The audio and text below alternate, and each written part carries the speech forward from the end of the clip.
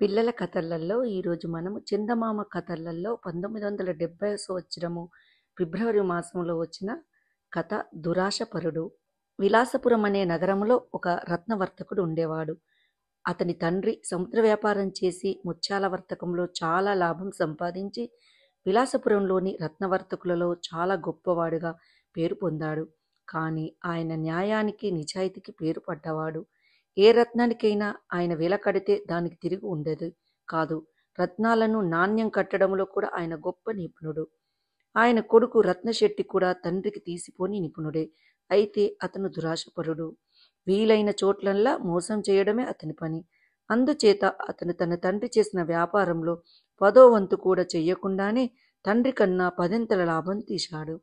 వర్తకులు అతన్ని అంటరాని వాణ్ణి చూసినట్లు చూసేవారు.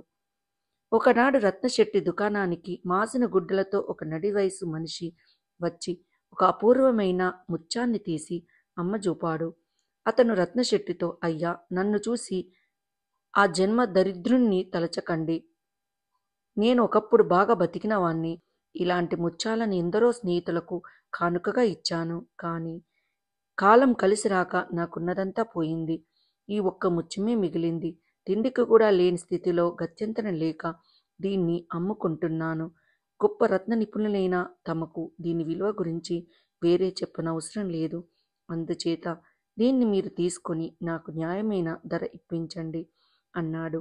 అన్యాయం చేయడానికి ఇది మంచి అవకాశమని రత్నశెట్టికి తెలిసిపోయింది. ఆ పేదవాడు అమ్మ చూసిన ముత్యం నిజంగా వేలలేనిది. అలాంటి ముత్యాన్ని తాను వీలైనంత చౌకగా కొనడానికి పరిస్థితి చాలా అనుకూలంగా ఉంది. తిండి కోసం తన దగ్గర ఉన్న ఆఖరి ముత్యాన్ని అమ్ముకునేవాడు పెద్దగా బేరం చేసి ఆడలేడు. అందుచేత రత్నశెట్టి ముత్యాన్ని చూసి పెదవి విరిచి తనకు దాన్ని కొనాలన్న ఆసక్తి ఏమాత్రం లేనట్లు మాట్లాడుతూ, ఇది మీరు అనుకున్నంత విలువైన ముత్యం కాదు. దీన్ని నేను కొని పెద్దగా లాభం చేసేది కూడా ఏమీ లేదు. ఎంతకు అమ్ముదామనుకుంటున్నావు అన్నాడు. పేదమాడు ఆ మాట విని విచారంగా, దాని విలువ మీకు తెలియనట్టు నటించకండి. మీరు న్యాయంగా నిర్ణయించిన ధర తీసుకునేటందుకు సిద్ధపడి మీ వద్దకు వచ్చాను. రత్నశెట్టి ముత్యాన్ని ఇటు అటు తిప్పి చూసి 20 వరహాలు ఇస్తాను. అంతకన్నా ఇస్తే నాకు గిట్టుబాటు కాదు. తర్వాత మీ ఇష్టం అన్నాడు.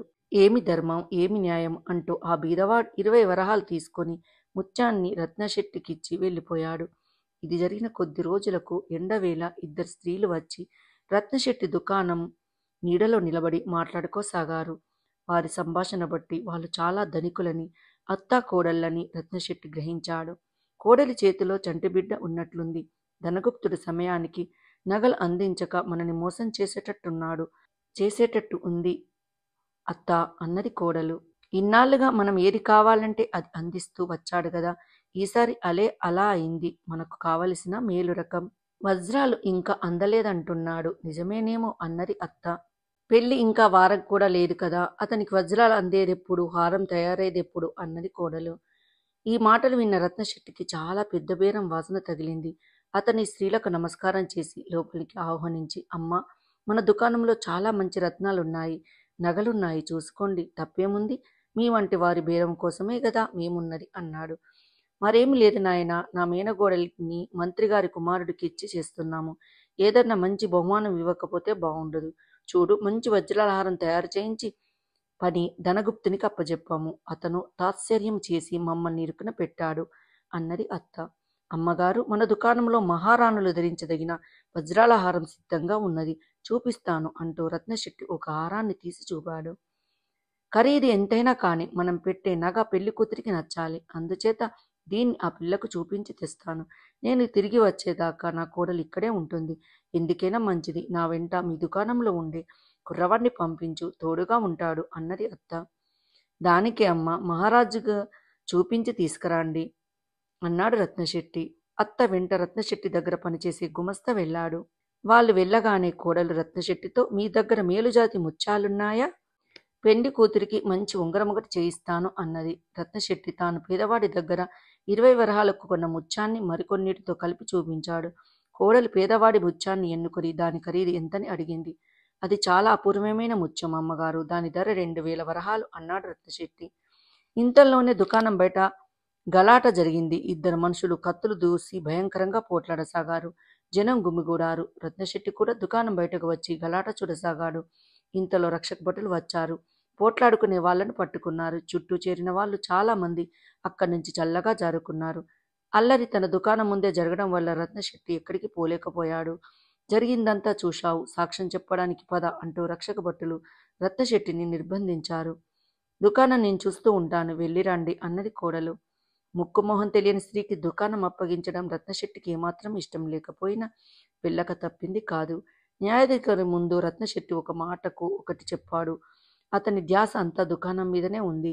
రత్నశెట్టి చెప్పినదంతా న్యాయాధికారికి అబద్ధంగా తోచి, నువ్వే అసలు నేరస్తుడు వల్లే కనిపిస్తున్నావు అంటూ వేసిన ప్రశ్నలే మళ్ళీ మళ్ళీ వేసి చాలాసేపు నిలబెట్టి మరీ పంపించేశాడు.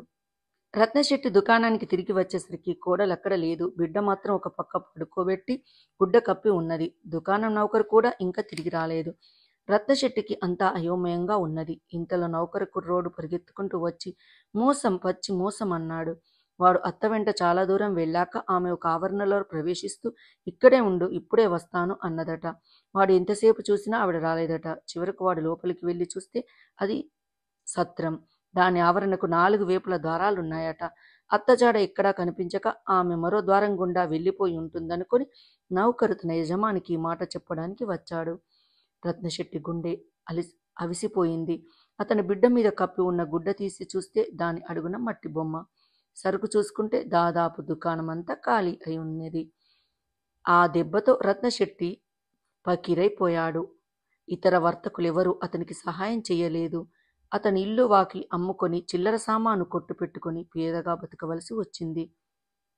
ఒకనాడు ఒక శ్రీమంతుడు గుర్రం మీద రత్నశెట్టి దుకాణం ముందుకు ఆగి, రత్నశెట్టి ఉప్పుశెట్టి అయినట్టుంది, నన్ను గుర్తించలేదా? నా దగ్గర ఒక ముత్యాన్ని 20 వరహాలకు కొన్నావు, జ్ఞాపకం ఉందా? నా ముత్యం నాకు తిరిగి చేరిందిలే, ఇకనైనా న్యాయంగా వ్యాపారం చేసుకో. నా రాజ్యంలో అన్యాయం జరిగితే నేను సహించను అని ముందుకు సాగిపోయాడు. ఈ కథ ద్వారా మనం తెలుసుకోవలసిన నీతి, ఎప్పుడు దురాశ మంచిది కాదు. దురాశ పరులు అప్పుడు గొప్పగా బ్రతకవచ్చు, కానీ ఎన్నటికైనా వాళ్ళ దురాశ వాళ్ళను అంతం చేస్తుంది అని తెలియజేసే నీతి కథ. ఈ వీడియో మీకు నచ్చినట్టయితే లైక్ చేయండి, కామెంట్ చేయండి, సబ్స్క్రైబ్ చేయండి. మరికొన్ని కథలతో మళ్ళీ కలుసుకుందాం. Thank you.